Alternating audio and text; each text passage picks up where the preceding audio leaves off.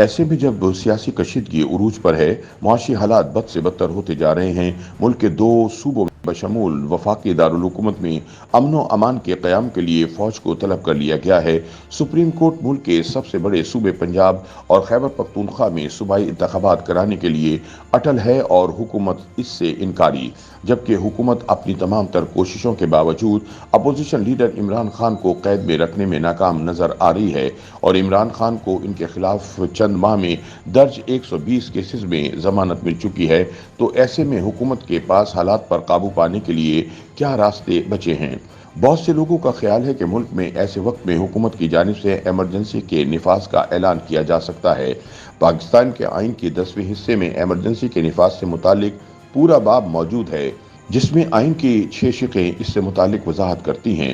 Emergency کیا ہے اور یہ کن حالات میں لگائی جاتی ہے اور اس کے نافذ کرنے سے کیا ہوتا ہے؟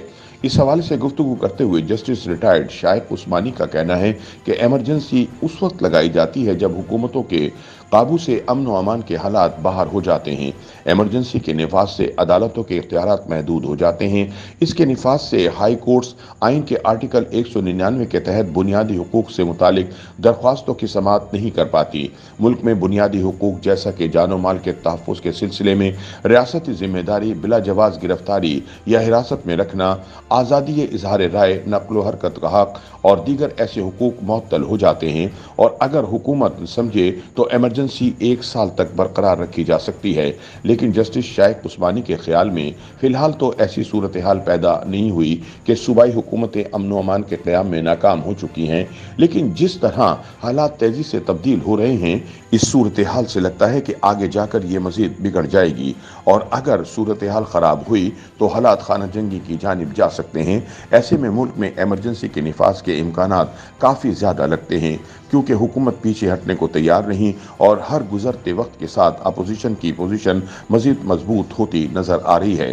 جسٹس شائق عثمانی کا کہنا ہے کہ سابق وزیر اعظم ذوالفقار علی بھٹو کے دور میں بھی ایمرجنسی لگائی گئی تھی۔ ان کا کہنا تھا کہ اس وقت ایمرجنسی کا مقصد ملک کے اندر نیشنلائزیشن کی پالیسی کے خلاف احتجاج کو قابو میں لانا تھا۔ ایک اور ماہر قانون اور سندھ ہائی کورٹ بار ایسوسی ایشن کے سابق صدر بیرسٹر صلاح الدین احمد کا کہنا ہے کہ آئین کے تحت ایمرجنسی کے نفاذ کے لیے وفاقی کابینہ صدر کو ایڈوائز ارسال کرے گی، اور اگر صدر اس سے متفق نہ ہوں تو وہ یہ ایڈوائز دوبارہ غور کے لیے کابینہ کو 15 روز میں واپس بھیج سکتا ہے۔ اگر کابینہ دوبارہ یہی ایڈوائز صدر کو بھجواتی ہے تو اس صورت میں صدر کو 10 روز کے اندر اس پر عمل درآمد کرنا لازم ہے۔ اس کے بعد صدر کی جانب سے ایمرجنسی کے نفاذ کے اعلان کو پارلیمان کے دونوں ایوانوں یعنی قومی اسمبلی اور سینٹ سے منظوری کے لیے پیش کیا جائے گا، جہاں حکومت کو سادہ اکثریت سے اس کی 10 روز میں منظوری حاصل کرنا ہوگی، تب جا کر اس کا نفاذ عمل میں لایا جا سکتا ہے۔ یوں مجموعی طور پر ملک میں ایمرجنسی کے نفاذ میں تقریباً 35 روز کا وقت درکار ہوتا ہے۔ بیرسٹر صلاح الدین احمد نے مزید بتایا کہ ان کے خیال میں رواں ہفتے جس طرح کے پرتشدد ہنگامے اور جلاؤ گھیراؤ کے واقعات ہوئے ہیں، تو اس سے وہ فضا تو بن چکی ہے جس میں حکومت کی جانب سے ایمرجنسی کے نفاذ کا اعلان کیا جا سکتا ہے۔ بیرسٹر صلاح الدین احمد نے بتایا کہ آئین میں ایمرجنسی کے نفاذ کے لیے واضح ہدایت موجود ہیں، لیکن 3 نومبر 2007 کو سابق صدر جنرل پرویز مشرف کی جانب سے کیے گئے اقدامات آئین سے ماورا اقدامات تھے، جس میں انہوں نے آئین ہی کو معطل کر دیا تھا۔ اس لیے یہ کہا جاتا ہے کہ پرویز مشرف نے آئین کو 2 بار معطل کیا، پہلے 12 اکتوبر 1999 کو اور پھر 3 نومبر 2007 کو۔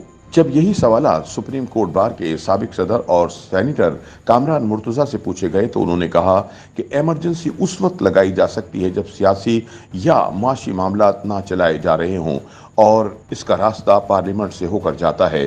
اس لیے یہ جمہوری راستوں میں انتہائی خراب حالات کو قابو کرنے میں مددگار ثابت ہو سکتی ہے۔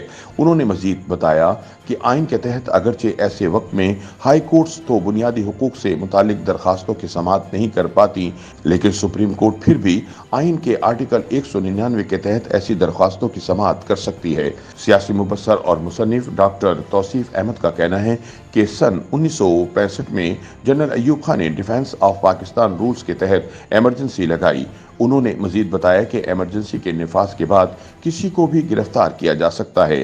انہوں نے قوانین کے تحت ایوب خان، پھر یحییٰ خان، پھر ذوالفقار علی بھٹو نے ان کے اپنے مخالفین کے خلاف بدترین استعمال کیا۔ YouTube पर गूगली न्यूज देखने के लिए youtube.com की सर्च बार में गूगली न्यूज टीवी टाइप करें। गूगली न्यूज के पेज पर सुर्ख रंग के सब्सक्रिप्शन वाले बटन पर क्लिक करना ना भूलिए। YouTube पेज पर अपलोड होने वाली वीडियोस से बाखबर रहने के लिए बेल आइकन पर क्लिक कीजिए। आपको हर नई वीडियो के बारे में नोटिफिकेशन मौसूल हो जाएगा।